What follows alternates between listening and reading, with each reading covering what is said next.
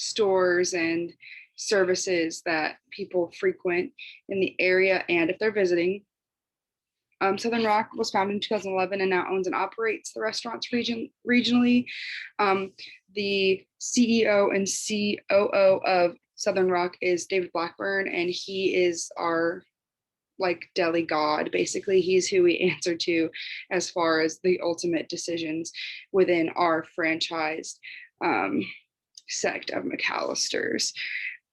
He has over 15 years of experience in the restaurant industry. He's a very intelligent man.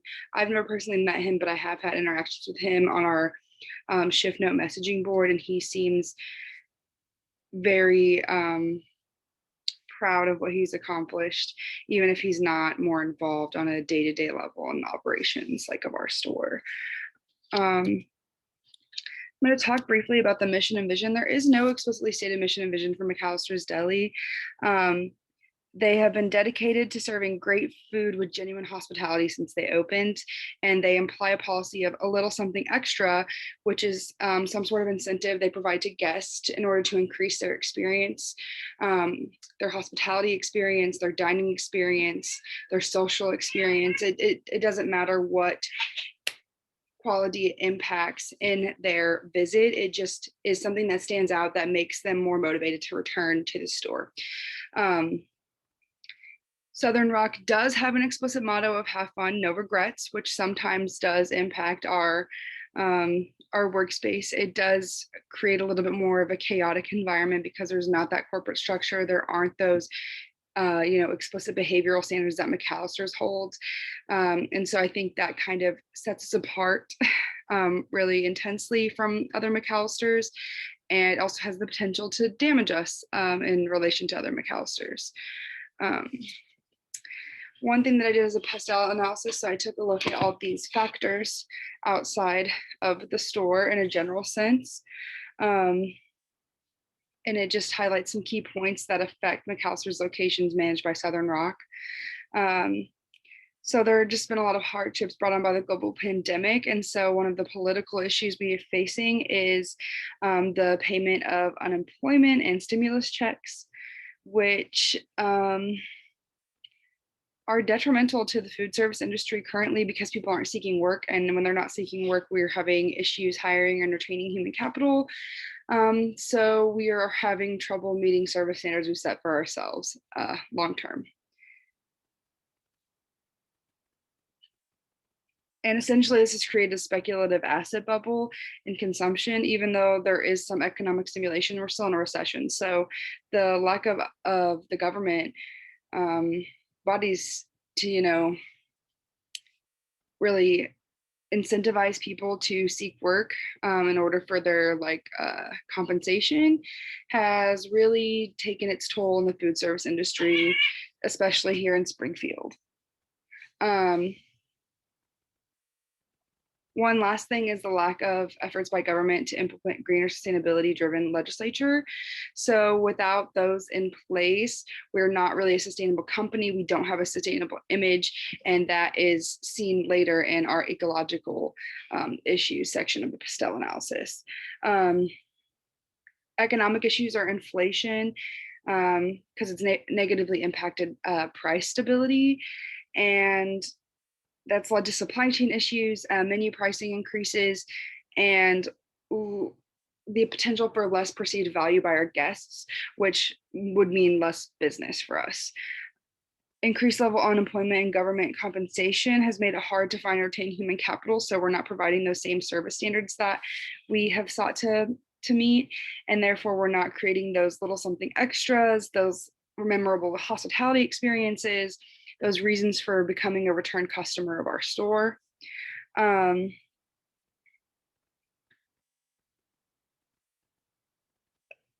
Currency exchange rates haven't really affected our company too much because the management company only owns McAllister's within the United States.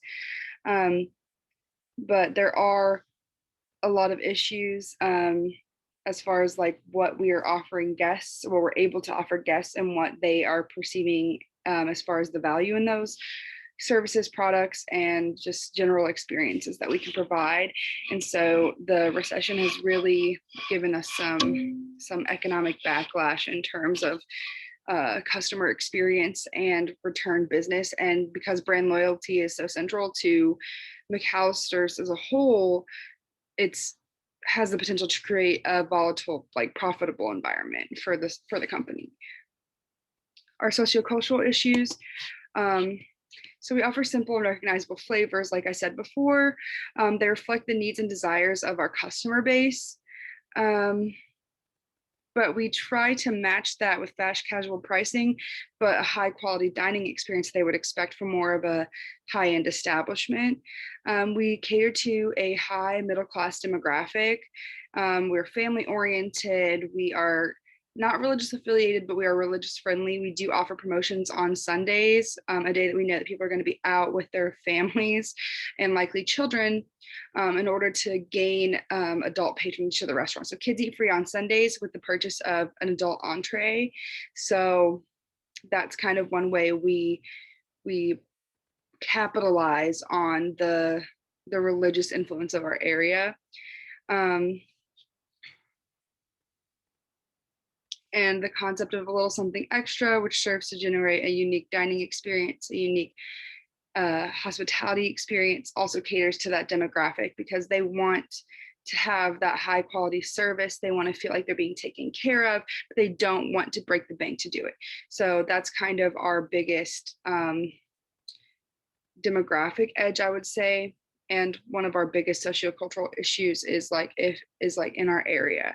So if we didn't have that, we would probably have decreased business levels, or at least decreased profitability, because we wouldn't be bringing in the same level of customers that we do on a weekly basis based on that affiliation. As far as technological issues go, we have recently made a lot of delves into technological advancements. They've redone their mobile app and revamped kind of everything on it and changed the way that people earn rewards and order and are able to interact with our restaurant on a regular basis, basically. We also have recently implemented third-party delivery services, which has also impacted our app. That was a COVID-19 precursor, but they kind of fast-tracked it because of the temporary shutdown. And so even though a lot of places were not open for business, like they weren't allowed to have dining customers, they did do carry-out orders. And so during that time in Springfield, whenever restaurants were not allowed to have dining opportunities, they did a lot of curbsides and carry out orders. So they were still able to provide to that customer base, just not as on broad of a scale as they had been used to, because a lot of our business is foot traffic. But those third-party apps have allowed us to gain another avenue of profit without the added cost of paying an additional employee to be a delivery driver. We are not really a delivery compatible business, so it's actually something that works really well in our favor, because it's kind of just, we have a partnership, we pay a certain amount of money, and they kind of take care of the rest. All we do is make the food, package it, and set it aside to make sure that it gets to where it needs to be correctly. And then one technological advantage that they're making in light of labor cost reductions is they're seeking to promote a tableside service, which would lower the amount of people we have to have employed to take orders and work behind the counter. That has yet to be debuted. We've been talking about it since about mid-April. So hopefully by the end of this year, it's something that we can roll out. And also it would just ease the stress of employees, allow them to finish their tasks more efficiently, and also increase the guests' perceived value of their experience, because they're not having to wait in line. They're just able to order from their table and wait for their food like anyone else. Ecological issues are pretty standard of any restaurant in the industry. Especially right now, COVID has introduced a love of single-use, prepackaged, disposable items that are not reusable, resanitizable, rewashable, etc. Like, they are clean and pristine and they've never been touched by anyone else but you.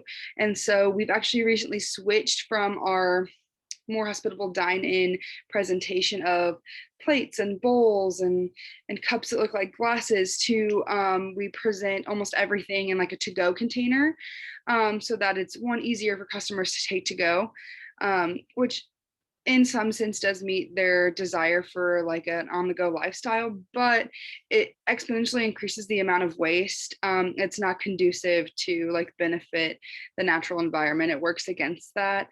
And it is not sustainable if we continue on this path. Essentially, the product presentation and packaging works against the natural environment and the necessity of promoting sustainable methods in order to reduce the carbon footprint of big companies like this. And actually, our store was a test market. Our stores in Springfield were a test market, and our district manager made the presentation on this switch, and it was actually his presentation that caused it to go company wide. So it's now a corporate implementation based on a franchise's test market. So hopefully, we can find something a little bit more sustainable. It's not the decision of really anyone on my level. So as much as I think that it is not conducive to sustainability and it works against the natural environment, and I don't particularly find it to be a positive change, it is something that we are doing currently and has a major ecological impact in the food service industry and for our company. Legal issues include discrepancies between state and federal minimum wage. A lot of issues in our company come from lack of adequate compensation, and a lot of those issues are fueled by the fact that a lot of the states that our management company owns and operates, McAllister's, in are held to the standard of the federal minimum wage, which is still $7.25, which is relatively low. The only reason a lot of people have gotten recent pay increases is because the increase in state minimum wage in Missouri, which they are following, is very nice because technically they could still follow the federal minimum wage 100%, but it's just it's very hard to get people to work for a non-competitive rate.